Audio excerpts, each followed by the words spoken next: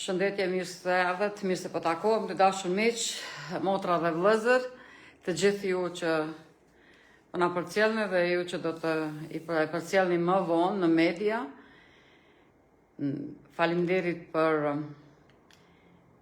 mbështetjen tuaj dhe ja jemi prapë së bashku me temën e re, tema 16, vera zemrimit të Perëndis, the wine of God's worth. Pra, nga zbulesa, apokalipsa, cilën Zoti përmes apostullit Gjan i dha, pra që të shkruaj atë se çfarë do të ndodh, seri nga pastor Stefan Born, lajmi i 3 engjëve nga Bashkia Adventiste Seventh Day Adventist Church, dhe jemi së bashku dhe natyrisht nuk bëjmë asgjë pa u lutur, pa përshëndetje kështu live, dhe lutemi së bashku e për ulim kokën, ju ftoj kudo që jeni, ju lutem për ulim kokën dhe të lutemi. Ndera lavdeta kon ty, o Zot, faleminderit për fjalën tënde, faleminderit për Biblën, faleminderit edhe për këtë serial, na udhëheq o Zot drejto, na bekoj ata që do e dëgjojnë tani dhe më vonë, që të njihet fjala jote, e vërteta jote, sidomos për kohën e fundit dhe temën që kemi sonte, që ti Zoti i dashurisë prap mund të zemrohesh me njerëzit dhe zemrohesh për shkak gabimeve, kateve, na don neve, por jo dhe gabimet tona. Andaj dera lavdjeta kon ty, na udhëheq o Zot drejto, na mbroj, na pri, e na fal, na mëso, e na përdor. Në emën të Atit, Birit, Frymëshit. Amen. Amen. Pra me lejen tuaj e kthejmë prap andej që mund t'i përcjellin tekstet, ndonjë ilustrim që mund të kuptojmë më mirë dhe pyetjen që e parashtrum, pyetja pse a është vërtet e rëndësishme t'i dim të gjitha këto gjëra, a nuk mjafton vetëm ta duam Jezusin, e këto gjëra të pyetje, simbole, profetizime, ty lajmë atyre ekspertve. Lajmi i 3 engjëjve është një paralajmërim solem në gjithë Biblen, nëse nuk e dim se kush është bisha, cila është shembulltyra e saj, cila është shenja, numri i saj, ndoshta do të përfundoni duke ndjekur bishën e madje edhe që mos ta e dim. Lajmi i angjëllit 3 që kemi të bëjmë tani sot edhe në vazhdim, disa është nga zbulesa 14:9, një angjëll i 3 shkoi pas tyre duke thënë me zë të madh, nëse ndokush adhuron bishën dhe figurën e saj dhe merr damkën mbi ballin e vet ose mbi dorën e vet, vargu 10, do të pijë edhe ai nga zemrimi i vera e zemrimit të Perëndis, që është derdhur e pa përzien në kupën e zemrimit të tij dhe do të mundohet me zjarr e shufur përpara engjëve të shenjtë dhe para qengjit.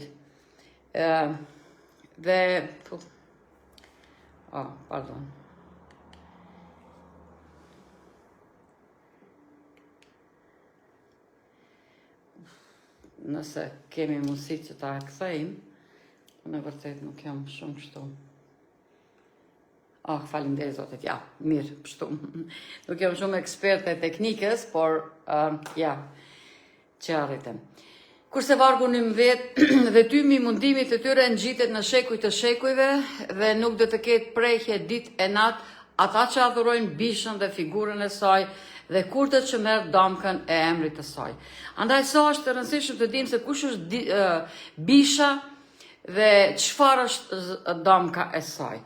Pas mijëvjeçarit kam katar brenda dhe jashtë qytetit. Çfarë e bën ndryshimin? Kush do të jetë brenda qytetit Jerusalemit të shenjtë e kush jashtë? A nuk pagoi Jezusi për mëkatet e të gjithë atyre që janë brenda edhe jashtë, pra për tërë njerëzimin? Zbulesa 22:14-15 thot, lumë ata që zbatojnë urdhërimet e tij, që të kenë të drejtën për pemën e jetës dhe të hyjnë në përportat e qytetit. por jashtë janë qenë magjistarë, kurvarët, vrasësit, udhëtarët dhe kushdo që do dhe praktikon gënjeshtrën. Pra, dy grupe njerëzish, ata që duan Zotin, që kanë vullin e tij dhe ata që nuk e kanë. Zemrimi Perëndis mbi të likt fillon gjatë plagëve. Zbulesa 15:1 çfarë thot?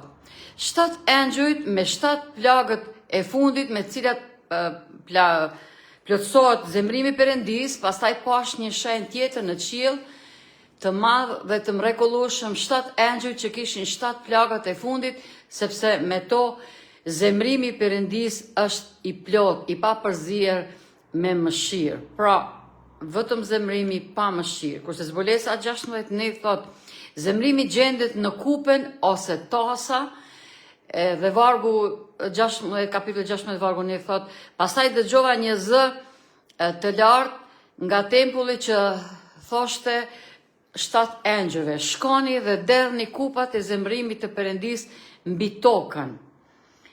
Pra, engjulli tretë thot, shkoj pas tyre duke thënë, nëse ndokush adhuron bishën dhe figurën e saj, dhe merr domkën mbi ballin e vet ose mbi dorën e vet, dhe do të pi edhe ai nga vera e zemrimit të Perëndis, që është derdhur e papërzier në kupën e zemrimit të tij, dhe do të mundohet me zjarr e shufur para engjëve të shejt dhe para qengjit. Kulmi përfundimtar i pirjes së kupës është hedhja në zjarr. Ky është përfundimi i mesazhit të engjëllit të tretë që do ta studiojmë në leksionet ardhshme tona. Pasi që qyteti Jerusalemi të zbret nga qielli pas 1000 vjeçarit, atëherë njerëz që nuk e kanë pranuar shpëtim, që janë jashtë qytetit, krye me armikun, satanin, shajtanin, djallin, do të marrin iniciativë që të e sulmojnë qytetin, por do të bjen flaka nga qielli dhe do t'i përpi. Psalmi 16, vargu 6, kupa është e lidhur me zjarrin, dhe çfarë thot?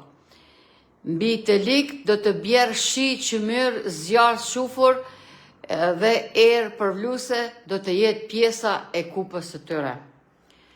Pra, pasi që Jerusalemi, zbulesa 29, pas 1000 vjeçarit, ata do të rrethojnë fushën e shejtorëve dhe qytetin e dashur, pra Jerusalemin. Por nga qielli do të zbres zjarri i dërguar nga Perëndia dhe do t'i përpi. Kjo është shumë e rëndësishme të kuptojmë se nuk do të digjen ferri i cili do digjet ditë e natë, muaj, shekuj, në shekuj të shekujve pa ndërprer. Jo, është efekti i zjarrit që do ta përpi dhe do të zhduket. Kur dikush diçka përpin, ai nuk e shihet çka ka qenë, sepse është e mbuluar. Ligji për 32, 22, zemrimi Perëndis është i lidhur me zjarrin. Këto kemi nga shumë herë. Temperament i nxehtë, i ndezur, zemrimi i nxehtë që djeg. Pra, vargu të ligji për 32, 22 thot, sepse një zjarr u ndez në zemrimin tim dhe do të djeg deri në ferrin më të thellë. Do të përpi tokën me prodhimet e saj dhe do të vër flakën themeleve të maleve. Kurse zbulesa 22, 14, 15 liçeni i zjarrit, i cili është manifestimi i fundit i zemrimit të Perëndis, çon në vdekjen e dytë. Pastaj vdekja dhe Hadesi u hodhen në liçenin e zjarrit. Kjo është vdekja e dytë dhe kushdo që nuk u gjet i shkruar në librin e jetës u hodh në liçenin e zjarrit. Dhe kjo është fundi i historisë së kësaj planete pas 1000 vjeçarit dhe qielli i ri dhe toka e re. Pse vuajnë vdekjen e dytë ndërsa mëkatarët e tjerë shpëtohen? Pra, pse do t'jenë dy grupe? Përgjigjja gjendet në përvojën e Jezusit. Ju lutem, në disa minutat e ardhshme dëshirojmë të koncentrohem në vujtjet e Jezusit. Sepse Jezusi piu kupen e zemrimit të Perëndis. Andaj të gjithë ne që besojmë Jezusin, që e duam, që e përqafojmë, i bindem, e adhurojmë, e lusim, e pyesim, e kërkojmë, nuk kemi pse të përjetojmë zemrimin e Perëndis, sepse aja ka pagu për ne. Disa vite më parë doli filmi dhe besoj që pothuajse nuk ka kush e ka pa filmin The Passion of Christ. Pra, filmi Mel Gibsonit theksi bie mbi rrahjen e pamërshishme dhe të vazhdueshme që mori Jezusi. Por ajo që dihet pak është se agonia e Jezusit kishte më shumë të bënte me çështje të tjera. Le të vrejmë, pra. Ju kujtohet filmi dhe unë besoj që ndoshta rrallë kush që nuk e ka pa dhe rrallë cila gjuhë që nuk është përkthy ky film dhe ato skenat të tmerrshme që është vështirë të t'i shikosh ai kamxhiku i cili i ka ato hekrat aty thepat që çdo goditje shkakton gjakderdhje të madhe që Jezusi i përjetoi. Dhe Mateo 26:38 thot, atëherë ai u tha atyre, shpirti im është i jashtëzakonisht i trishtuar deri në vdekje, qëndroni këtu dhe rini i zgjuar me mua. Jezusi i ftoi nxënësit e tij që të rinë pak me të, që t'i bojnë shoqni, mund ta përkrahin ashtu moralisht, spaku me prezencën e tyre. Por ja që na thot që ata nuk ndodhi ashtu. Ellen G. White në librin Desire of Age në faqe 685, biografia dashurisë, e kemi shqip të përkthyer këtë libër, por jo mjaftueshëm ekzemplar, do ta rishtypim së shpejti. Një libër i mrekullueshëm që flet komplet për jetën e Jezusit. Kur ishte në konflikt me njerëz që ishin të frymzuar nga vetë fryma e Satanait, ai mund të thoshte, ai që më dërgoi është me mua, ati nuk më lë vetëm, nuk më ka lënë veten, sepse bëj gjithmonë ato që i pëlqejnë atij. Gjoni 8:29, por tani ai duke se ishte i përjashtuar nga drita e pranisë mbështetëse të Perëndis, tani ai ishte numruar me shkelësit. Pra, Jezusi u bë i barabart me mëkatarët, edhe që ai vetë nuk mëkatoi kur. Faji njerëzimit ka rënë, ai duhet ta mbaj. Mbi atë që nuk njihte mëkat, duhet të bjerë paullësia e të gjithë ne. Thot Isaia, po, aq i tmerrshëm i duket mëkati atij, aq e madhe është pesha e fajit që ai duhet ta mbaj. Saqë të ndohet të ketë frikë se kjo do ta përjashtoj përgjithmonë nga dashuria e atit të tij. Duke ndjerë sa i tmerrshëm është zemrimi i Perëndis kundër shkeljes, ai thret, shpirti im është i jashtëzakonisht i trishtuar deri në vdekje, nga biografia e dashurisë faqe 685. Mateo 26:42 thot, Jezusi i u lut atit 3 herë që kupa të largohej prej tij. Ai shkoi pak më tej, ra me fytyrë për tokë dhe u lut duke thënë, o atë, nëse është e mundur largoje këtë kupë prej meje. Megjithatë, jo si dua une, por si don ti. Dhe vargu 22 thot, përsëri për herë të dytë ai u largua dhe u lut duke thënë, o atim, nëse kjo kupë nuk mund të largohet prej meje, pa e pirë une, u bof vullneti yt. Kështu ai i la ata, u largua përsëri dhe u lut për të tretën herë, duke thënë të njëjtat fjalë. Kurse Gjoni 18:11 thot, ishte ati që i dha Jezusit kupen për të pirë. Atëherë Jezusi i tha Pjetrit, fute shpatën tënde në miell, a nuk do ti ta pi une kupen që më ka dhënë ati im? është kupa, është që thot populli, është risku im, kjo kup, do me thonë kjo vujtje, që do t'i marë vujtjet, mëkatet, në mbi supet e mia, mbi trupin tëm të tërë njerëzimit. Dhe Luka 22:24 thot, djersa e Jezusit ishte si pika të mva gjaku që bini në tokë, atëherë ju çfaq një engjëll nga qielli duke e forcuar. Dhe duke qenë se agoni, që në agoni, a i lutej me zel, atëherë djersa e ti u bë si pika të mva gjaku që bijanin për tokë. A i filloi të rjedhë të gjak, para dikush të vinte gishtin mbi të, atëherë mund ta bënte një njeri të djersitej gjak në vend të ujit.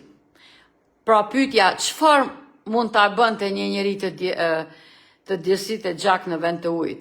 Vini re se një engjëll erdhi për ta forcuar atë. Pse?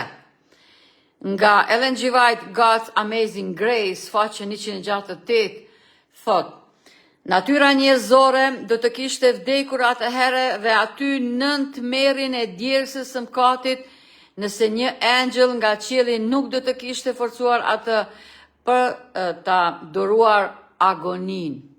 Pra, Jezusi e përjetoi agonin e tmerrshme. Kurse Psalmi 22 vargu 1 dhe 2 thot një profeci që tregonte se do t'i ndihej ai Perëndia im, pse më ke braktisur? Pse je kaq larg nga ndihma ime dhe nga fjalët e rënkimit tim? O Perëndia im, unë e bërtas ditën, por ti nuk dëgjon, dhe natën dhe nuk hesht. Pra, Jezusi është i tronditur i jashtëzakonisht shumë. Dhe në Desire of Age, pra biografia e dashurisë, faqe 686, ai ndjeu se me anë të mëkatit po ndahej nga ati i tij. Humnera ishte aq e gjatë, aq e zezë, aq e thellë sa shpirti i tij dridhej para saj. Kësaj agonie ai nuk duhej të ushtronte fuqinë e tij hyjnore për të shpëtuar. Si njeri, ai duhet të vuante pasojat e mëkatit të njeriut, si njeri ai duronte zemrimin e Perëndis kundër shkeljes. Pra nga biografia dashurisë. Dhe vazhdojmë, si zëvendës dhe garant për njeriu mëkatar, Krishti vuante në drejtsinë hyjnore. Ai e po se çfarë do të thoshte drejtësia. Deri me tani, ai kishte qenë si ndërmjetës për të tjerët, tani ai dëshironte të kishte një ndërmjetës për vete. Faqe 686. Satana i tha atij se nëse ai do të bëj garant për një botë mëkatare, ndarja do të ishte e përjetshme. Ai do të identifikohej me mbretërinë e Satanait dhe nuk do të ishte më kur një me Perëndin.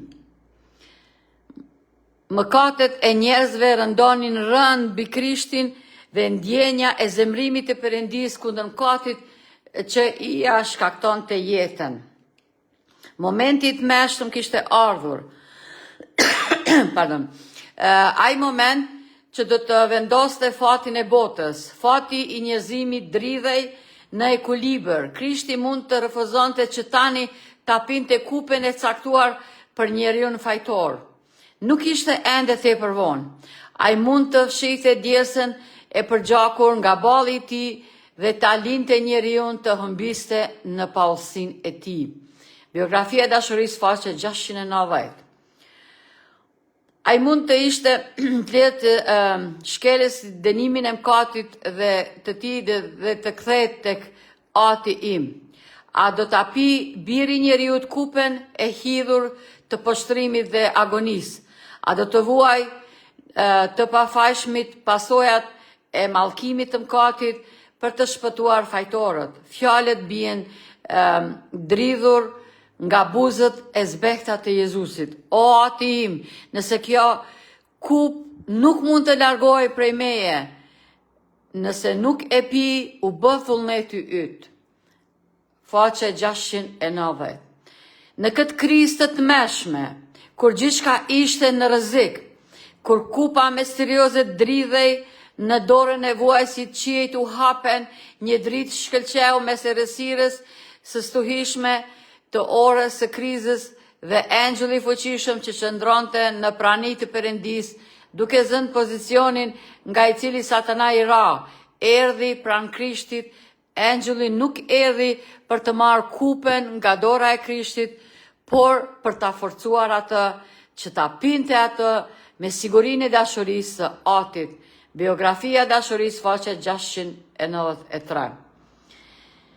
Hebrejnë 5:7 thot, i cili në ditët e mishit të tij, kur i ofroi lutje dhe përgjërime me britma të forta dhe lot atij që mund ta shpëtonte nga vdekja, dhe u dëgjua për shkak të frikës së tij nga Perëndia.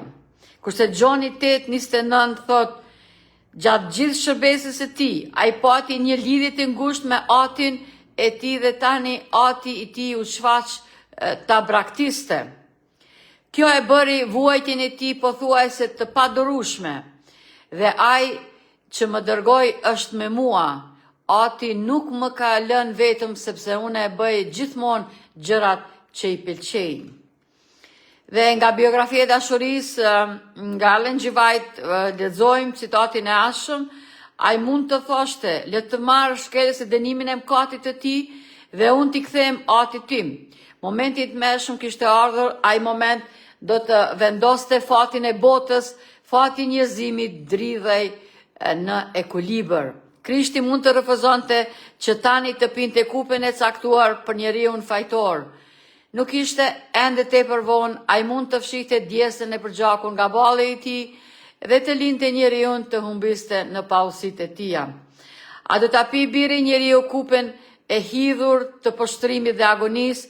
A do të vuaj të pafashmit pasojat e mallkimit të mëkatit për të shpëtuar fajtorët? Fajtorët bien dridhur nga buzët e zbehta të Jezusit. Ati im, nëse kjo kup nuk mund të largohet prej meje, nëse nuk e pi, u bof vullneti yt. Dhe engjulli erdhi jo për ta marrë kupen, po për ta inkurajuar. Kurse Galatasve 3:13 thot, Krishti na shpengoi nga mallkimi i ligjit, pse na mallkon duke u bërë mallkim për ne, sepse është shkruar, mallkuar është kushdo që varet në dru.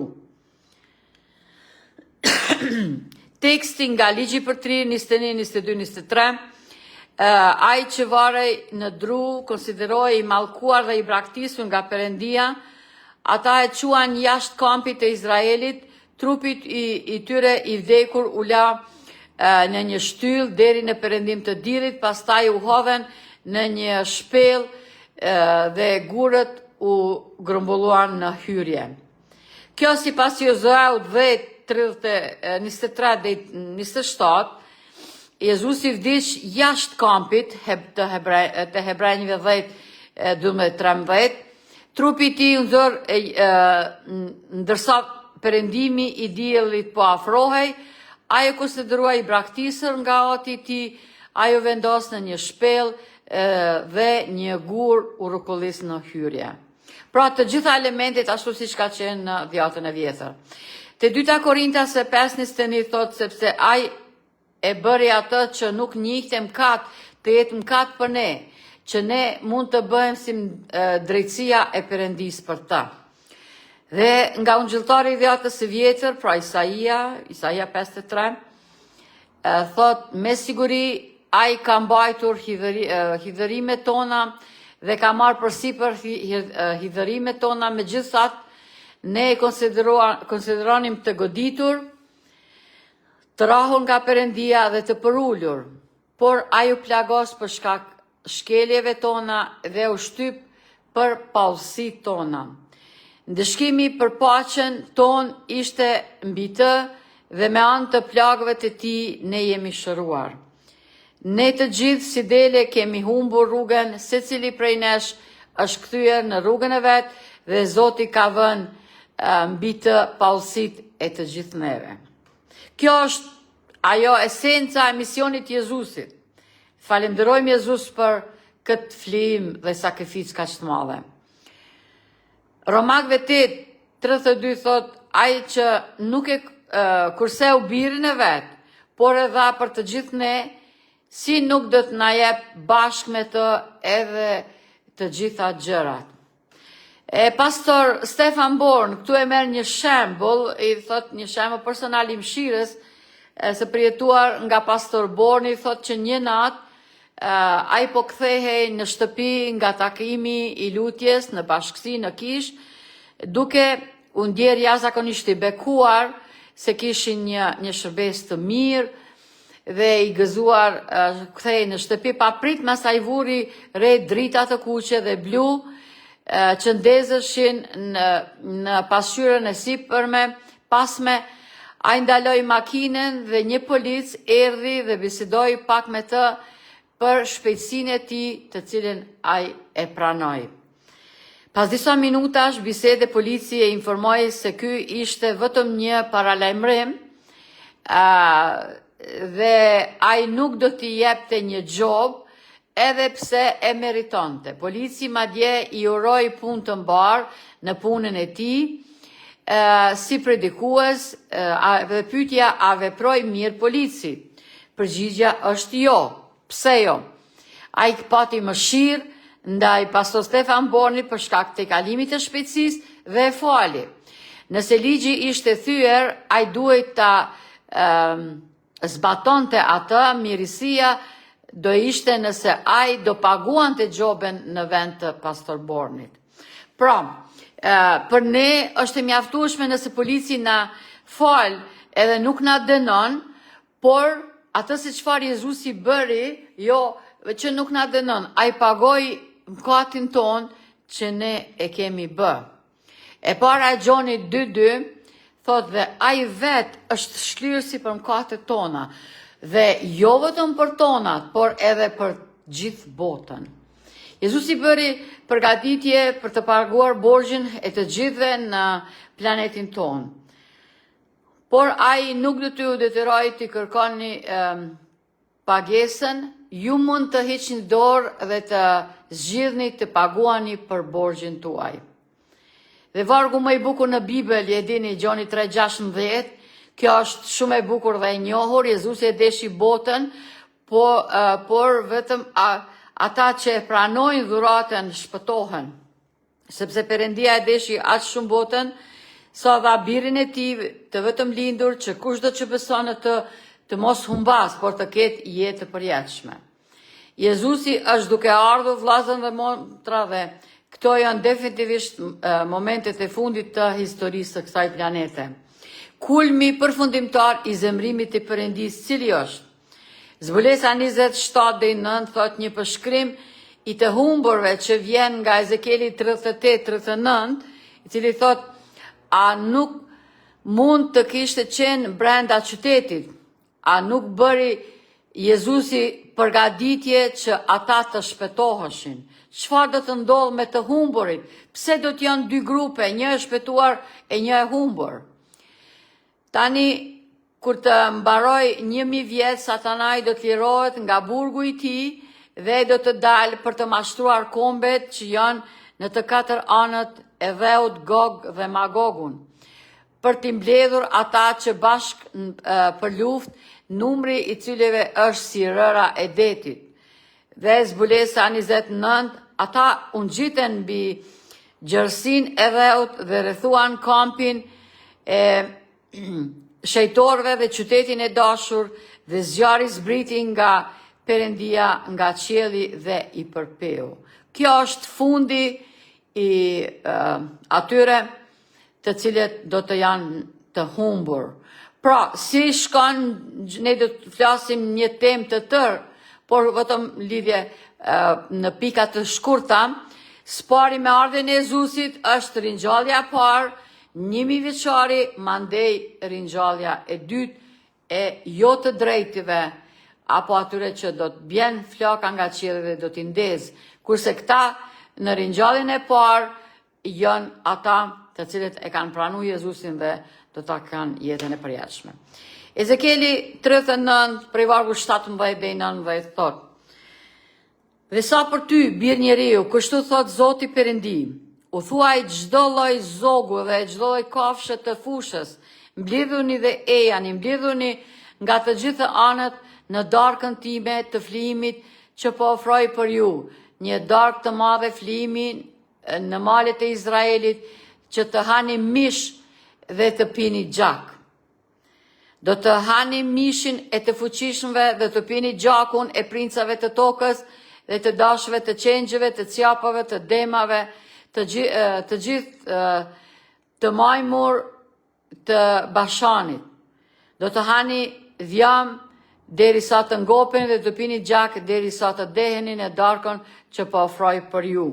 Pra, pas ardhjes Jezusit, kur të ndodh ringjallja parë, dhe Jezusi t'i merr ata, atëherë dhe pas 1000 vjeçarit do të jetë kupa e zemrimit të Perëndis në ringjalljen e dytë dhe në shkatrimin total të mëkatit. Ata nuk kërkuan pagesën që bëri Jezusi për të anuluar borxhin e tyre dhe për këtë arsye ka një borxh ndaj ligjit. Romakëve 6:23 thot borxhi i mëkatit duhet të paguhet. Ka dy mënyra për të paguar atë. Ose Jezusi e paguan atë, ose mëkatari. Sepse thot paga e mëkatit është vdekja, por dhurata e Perëndis është jeta e përjetshme në Krishtin Jezus, Zotin ton. Pra zbulesa 20:14-15 thot pastaj vdekja dhe Hadesi dhe varri u hodhe në liçenin e zjarrit. Kjo është vdekja e dytë. Dhe kushdo që nuk u gjet i shkruar në librin e jetës u hodh në liçenin e zjarrit. Pra, e vetmja mënyrë që të kemi jetën e përjetshme është pranimi i Jezusit si Zot dhe personal, si Zot dhe shpëtimtar, dhe gjaku i tij i cili na lan edhe paguan borxhin ton. Zbulesa 13:8, ata nuk janë në librin e qengjit që pagoi për ta. Të gjithë ata që banojnë në tokë do të adhurojnë atë, emrat e cilëve nuk janë shkruar në librin e jetës së qengjit të vrarë nga themelimi i botës. Pra edhe një herë, të drejtit miren në qiell dhe jo në qiell, mileniumi, pra 1000 vjeçari, mandej janë ato plagat, gota e zemrimit të Perëndis, me cilën do të merr fundi i historisë dhe jeta qielli i ri dhe toka e re që do të fillojnë. Did Jesus pay everyone's debt? A pagoi Jezusi borxhin e çdo njerit? Pagoi, patjetër. Të gjitha kohrave, për të gjitha gjeneratat, për çdo gjuhë e kombet, për të gjithë njerëzit. Ardha e dytë e Jezusit, adventi, pra andaj jo rastisht ne qumë adventist, të ditës së 7, pra që respektojmë ditën e 7, përpiqem sa kemi mundësi si njerëz me dëshirë. Ringjallja e parë, 1000 vjeçari, mileniumi, ringjallja e dytë dhe qyteti i shejt zbret, qyteti Jerusalemi, i ri dhe para kësaj do të jetë kupa e zemrimit të Perëndis. Edhe për fund do e marrim një shembull. Ju kujtohet se kush është ky? Abrahami. Kush ka qenë Abrahami? Ju kujtohet. Nga Dhjata e vjetër, Zanafila 22, lexojmë për një provë të rëndë që u dha njërit prej shërptorëve besnik të Perëndis, pra Abrahamit. Perëndia i kishte thënë shumë vite më parë, se ai do të bëhej ati një kombi të madh nëpërmjet birit të tij Isakut, por një natë kur kampi i Abrahamit po flinte, ai po i lutej atit të tij në qiell. Perëndia i foli duke thënë ta çonte birin e tij të dashur në malin Moria, i cili ishte 3 ditë udhëtim nga vendi ku ishte ngritur kampingu, dhe ta ofronte si flim. me zemër të thyrë dhe pikëllim të thellë, por duke i besuar Perëndis se do ta përmbushte premtimin e tij, ai filloi të përgatitej për udhëtim. Pra, fëmin të cilin e ka prit 25 vite, Isakun, e ka prit 25 vit nuk kam pas fëmijë, ju kujtohet. Dhe kur ai fëmijë u lind më në fund dhe u rrit, Zoti një ditë kërkoi që të flijohet. Ai e zgjoi Isakun nga një gjumë i thellë dhe 2 shërptor në mënyrë që të largoheshin derisa të gjithë ishin ende në gjumë. Isaku ishte një i ri i fuqishëm në atë kohë, i cili ishte fizikisht në gjendje të refuzonte të bënte atë që i kërkonte Abrahami, i ati tij. Por ai ishte trajnuar t'i bindej prindve të tij dhe nuk bëri rezistencë, edhe pse bënin këtë udhëtim. Ditën e tretë, pra, Isaku ishte i madh. Isaku mund të thoshte, babi, çfarë je tu bër? Si kështu, si e merr thikën që të më vrasësh, dhe të kundërshton, të thot nuk dua të bindem. Ai nuk e bëri atë. Ditën e tretë, ata mund të shihnin malin Moab në distancë të afërt dhe i lanë 2 shërptor të prisin kthimin e tyre. Isaku mori drut për zjarrin në shtëpinë dhe Abrahami mbajti zjarrin.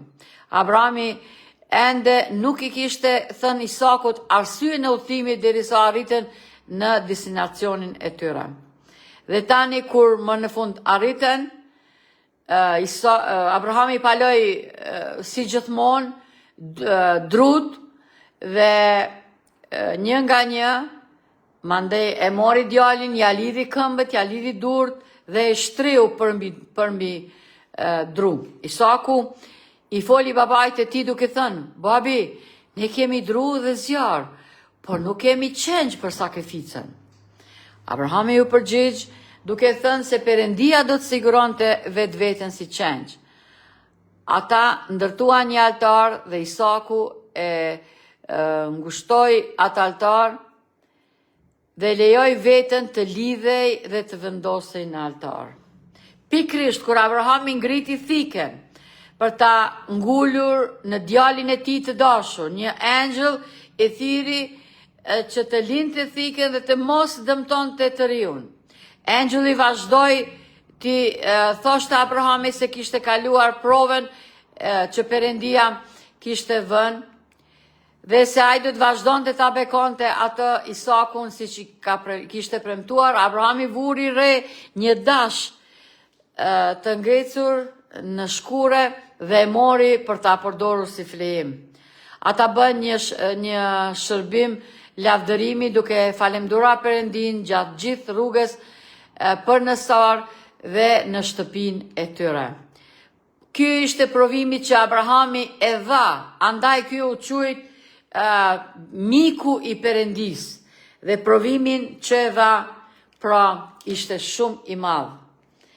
Jezusi na thret të gjithëve dhe si çdo njeri kemi provimet tona që duhet t'i japim patjetër, asnjë shkollë nuk kryhet, por na pret qielli i ri dhe toka e re së shpejti.